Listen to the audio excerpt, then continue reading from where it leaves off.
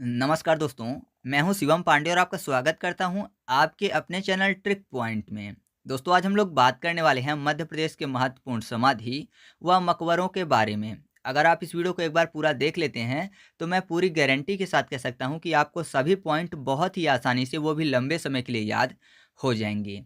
साथ ही साथ मैं आपको बता दूं कि आपको मध्य प्रदेश से संबंधित और भी ट्रिकी वीडियो अगर देखनी है तो उसकी लिंक आपको कमेंट बॉक्स में पिन की हुई मिल जाएगी। आप वहां से उन सभी वीडियो को देख सकते हैं, जैसे कि मध्य प्रदेश के महल, मध्य प्रदेश के मंदिर, मध्य प्रदेश के किले, मध्य प्रदेश के नवगठित जिले, मध्य प्रदेश के राष्ट्रीय उद्यान, मध्य प्रदेश की राजधानियां करके मैंने कई सारे मध्य प्रदेश के ट्रिकी वीडियो अपलोड किए हुए हैं। तो आप उन सभी वीडियो को भी जरूर देखिएगा क्योंकि एग्जाम के लिए काफ़ी ज़्यादा महत्वपूर्ण वीडियो वो भी हैं। तो देरी ना करते हुए चलिए इस वीडियो को शुरू करते हैं। तो सबसे पहले हम लोग बात कर लेते हैं महात्मा गांधी के समाधि की। तो जो महात्मा गांधी की समाधि है वो राजघाट में स्थित है। जो राजघाट है वो बड़वानी के अंतर्गत आता है। तो बहुत ही आसानी से याद कर सकते हैं। वैसे नॉर्मली बहुत सारे लोगों को पता होगा कि महात्मा गांधी की समाधि राजघाट में है। जिनको नहीं पता है उनके लिए एक हिंट है कि महात्मा में शब्द आपको मिल जाएगा महान आत्मा।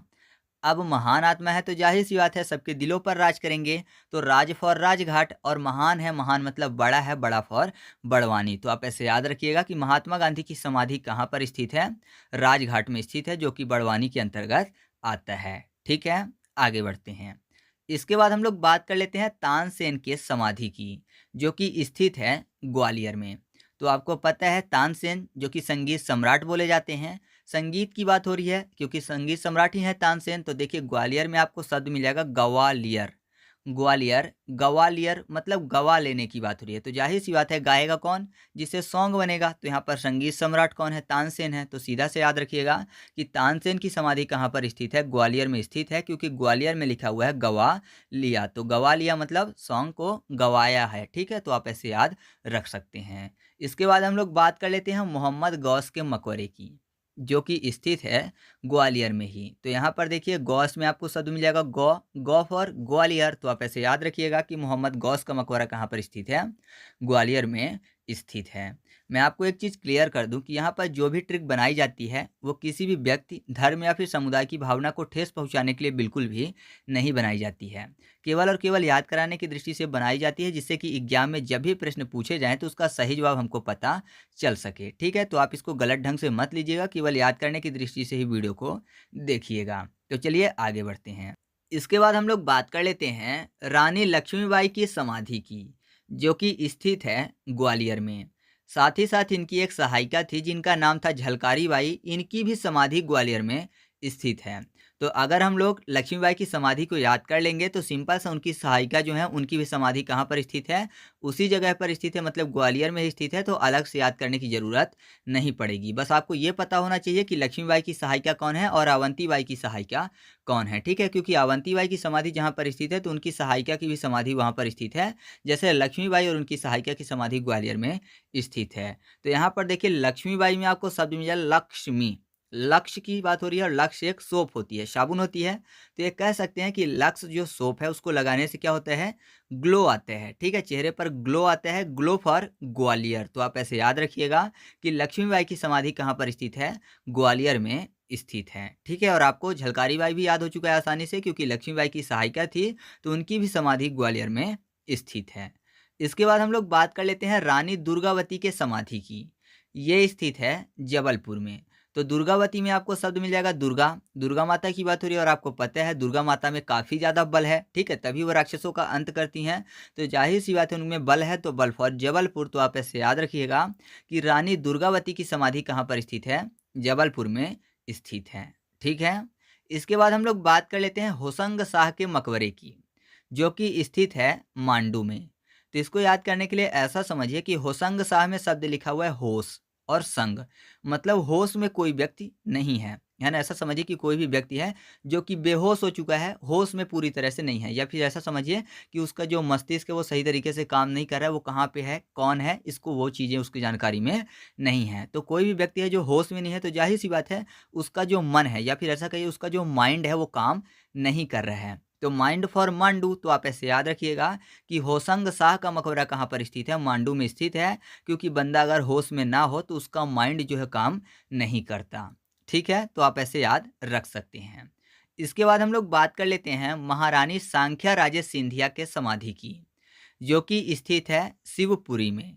साथ ही साथ माधवराज सिंधिया की समाधि भी शिवपुरी में स्थित है। तो बस यहाँ पर एक चीज़ ध्यान देने की ज़रूरत है, शिवपुरी शब्द लिखा हुआ है ना, जैसे यमपुरी होता है, मतलब यमदेव जहाँ पर निवास करते हैं उसको क्या बोलते हैं, यमपुरी। ठीक है, और यहाँ पर क्या लिखा हुआ है, शिवपुरी, मतलब शिव भगवान जहाँ पर निवास करते हैं उसको क्या बोलते हैं, शिवपुरी बोलते हैं। अब शिव भगवान अगर निवास करते हैं तो जाहिर सी बात है उनका परिवार भी वहीं पर रहता होगा। जैसे कि गणेश भगवान हो गए, कार्तिकेय हो गए, गणेश भगवान की दो पत्नियां हैं रिद्धि सिद्धि, वो भी वहीं पर निवास करेंगी। कहाँ, शिवपुरी में। सिद्धि फॉर सिंधिया, क्योंकि सिंधिया में आपको शब्द मिलेगा सिद्धि, ठीक है। और रिद्धि सिद्धि गणेश भगवान की पत्नियां हैं, तो जाहिर सी बात है वो भी शिवपुरी में निवास करेंगी जहाँ पर गणेश जी निवास करेंगे। तो आप ऐसे याद रखिएगा कि महारानी सांख्या राजे सिंधिया और माधवराज सिंधिया की समाधि कहाँ पर स्थित है, शिवपुरी में स्थित है। याद हो गया ना आसानी से। आगे बढ़ते हैं। इसके बाद हम लोग बात कर लेते हैं तात्या टोपे के समाधि की, जो कि स्थित है शिवपुरी में। तो तात्या टोपे को याद करने के लिए कर लेते हैं हत्या, तात्या को हत्या, और तोपे को कर लेते हैं, टोपे को तोपे, मतलब तोप की बात। तो जाहिर सी बात है अगर हत्या की जाएंगी तोप से, ठीक है, तोप लगा के अगर हत्या की जाएंगी तो किसी एक व्यक्ति को तो मारा नहीं जा रहा होगा, तोप लगा के अगर उड़ा रहे हैं तो जाहिर सी बात है कई लोग होंगे उनको मार रहे हैं। तो पूरी तरह ये कह सकते हैं कि सब पूरी तरह फैले होंगे, या फिर ऐसा कहिए कि सब पूरी जगह पर फैले होंगे अगर हत्या की जाएंगी तोपों से, तो ठीक है, क्योंकि तोप से उड़ाएंगे तो सब पूरी जगह फैले होंगे, जो भी लोग होंगे वहाँ पर सब के सब मर जाएंगे। तो सब पूरी फॉर शिवपुरी। तो आप इसे याद रखिएगा कि तात्या टोपे की समाधि कहाँ पर स्थित है, शिवपुरी में स्थित है। ठीक है, आगे बढ़ते हैं। इसके बाद हम लोग बात कर लेते हैं बैजू बावरा के समाधि की, जो कि स्थित है चंदेरी में। तो यहाँ पर देखिए बैजू बावरा में आपको शब्द मिल जाएगा बैजू, और बाबरा को कर लेते हैं बाबर। मतलब ये कह सकते हैं कि बैजू के बाद जो बाबर है वो देरी से आया है। पहले बैजू शब्द लिखा हुआ है, फिर बाबर शब्द लिखा हुआ है, तो ऐसा कहिए कि बैजू के बाद बाबर जो है वो देरी से आया है, तो देरी फॉर चंदेरी। तो आपको याद हो जाएगा कि बैजू बाबरा की समाधि कहाँ पर स्थित है, चंदेरी पर स्थित है। ठीक है, इसके बाद हम लोग बात कर लेते हैं पेशवा बाजीराव के समाधि की, जो कि रावरखेड़ी खरगोन में स्थित है। तो रावरखेड़ी में आपको राव शब्द मिल जाएगा और बाजीराव में भी राव शब्द मिल जाएगा। तो आप ऐसे याद रखिएगा कि पेशवा बाजीराव की समाधि कहाँ पर स्थित है, रावरखेड़ी पर स्थित है। इसके बाद हम लोग बात कर लेते हैं पीर बुधन के मकबरे की, जो कि स्थित है शिवपुरी में ही। तो यहाँ पर देखिए पीर बुधन में आपको शब्द मिल जाएगा पीर, पीर को कर लेते हैं पीड़ा, पीड़ा मतलब दर्द की बात हो रही है ना, और पीर पीड़ा, तो आपको दर्द यहाँ पे याद हो जाएगा। और यहाँ पर देखिए शिवपुरी में आपको शब्द मिल जाएगा शिव, शिव SEW, शिव मतलब होता है सिलना। तो जाहिर सी बात है ऐसा समझिए कि कोई भी व्यक्ति है, ठीक है, मतलब कि उसका हाथ है कि पैर कट गया है, ठीक है, कहीं भी, तो उसको टाँके लगाया जा रहा है, मतलब सिला जा रहा है उसको, तो जाहिर सी बात है पीड़ा होगी। तो पीड़ा फॉर पीर। तो आप ऐसे याद रखिएगा कि पीर बुधन का मकबरा कहाँ पर स्थित है, शिवपुरी में स्थित है। इसके बाद हम लोग बात कर लेते हैं रानी अवंतीबाई के समाधि की, जो कि स्थित है मंडला में। साथ ही साथ उनकी एक सहायिका है जिनका नाम है गिरधारी बाई, इनकी भी समाधि मंडला में स्थित है। तो मंडला को याद करने के लिए कर लेते हैं मर्डर, ठीक है, मर्डर होने की बात हो रही है। और यहाँ पर देखिए अवंती में शब्द लिखा हुआ है अव अंतिम, मतलब अंतिम की बात हो रही है, अंतिम होना मतलब किसी की डेथ हो जाना। और यहाँ पर देखिए गिरधारी में आपको शब्द मिल जाएगा गिरधारी, मतलब कोई धारदार चीज़ है उसमें कोई गिर गया है, तो जाहिर सी बात है उसकी डेथ हो जाएगी, मतलब ये कह सकते हैं कि उसका मर्डर हो गया। मान लीजिए कोई वो धारदार वाली चीज़ अपने हाथ में लिया हुआ है और कोई गिर रहा है तो उसके नीचे उसने कर दिया, ठीक है, तो जाहिर सी बात है उसने मर्डर किया हुआ है। तो गिर गया धारी में तो मर्डर हो गया है उसका, और अंतिम हो गया है। तो आप ऐसे याद रखिएगा अंतिम फॉर अवंती बाई और गिरधारी बाई। तो आपको याद हो जाएगा कि दोनों के समाधि कहाँ पर स्थित है, मंडला में स्थित है। इसके बाद बात करते हैं मत्स्येंद्र पीर की समाधि की, ये स्थित है उज्जैन में। तो मत्स्य शब्द लिखा हुआ है जिसका मतलब होता है मछली, और मछली कहाँ रहती है, तो उ जल में रहती है। बस ना को ला करना है, उ जल, उज्जल फॉर उज्जैन। तो आप ऐसे याद रखिएगा कि मत्स्येंद्र पीर की समाधि कहाँ पर स्थित है, उज्जैन में स्थित है। इसके बाद बात करते हैं बाज बहादुर व रानी रूपवती के मकबरे की, ये स्थित है राजगढ़ के सारंगपुर में, ठीक है। तो यहाँ पर देखिए फिलहाल वैसे तो यहाँ पर रूप शब्द लिखा हुआ है रूपवती में, तो रूप रंग बोलते हैं ना कि रूप रंग उसका अच्छा है या फिर अच्छा नहीं है, तो रंग फॉर सारंगपुर। और बाज बहादुर याद करने के लिए ऐसा समझिए कि अपने एमपी में नॉर्मली एक शब्द बोलते हैं कि तुम बहुत बड़े गुंडे नहीं हो, ज़्यादा बहादुरी दिखाने की ज़रूरत नहीं हो, मतलब कि बहुत बड़े रंगदार नहीं हो, रंगदार मतलब गुंडे टाइप के लोग, तो ज़्यादा बहादुरी मत दिखाओ। तो रंगदार फॉर सारंग और बहादुरी फॉर बाज बहादुर। तो याद रखिएगा, बाज बहादुर व रानी रूपवती का मकबरा कहाँ पर स्थित है? सारंगपुर में स्थित है। ठीक है। इसके बाद हम लोग बात कर लेते हैं अगले पॉइंट की। तो अगला है कान्हा बाबा की समाधि, जो कि स्थित है हरदा में। ठीक है, हरदा जो है हरदा के सोडलपुर में स्थित है। तो यहाँ पर देखिए कान्हा बाबा शब्द लिखा हुआ है, मतलब कोई बाबा है वो काने हो गए हैं। सोडलपुर में आपको शब्द मिल जाएगा सोडा डाल, यानी सोडा डालने की बात। ऐसा समझिए कोई सोडा की बोतल खोल रहा था, वो गलती से आँख में सोडा चला गया, तो क्या हुआ कि कुछ देर के लिए दिखाई देना बंद हो गया, तो सब बोल रहे हैं बाबा कैसे हो गए हैं? काने हो गए हैं, मतलब काना हो गया बाबा। कैसे? क्योंकि सोडा डलवर गया है उनकी आँख में। ठीक है। अब आपको पता है कि नॉर्मली अगर छोटे से उपचार की बात करें कि कहीं चोट लग जाती है, तो वहाँ पर किस चीज़ का उपयोग करते हैं? हल्दी का उपयोग करते हैं ना, है ना? मान लीजिए ब्लड नहीं रुक रहा है या फिर कोई भी चीज़ है, तो हल्दी का उपयोग करते हैं। तो हल्दी से आपको हरदा भी याद आ जाएगा।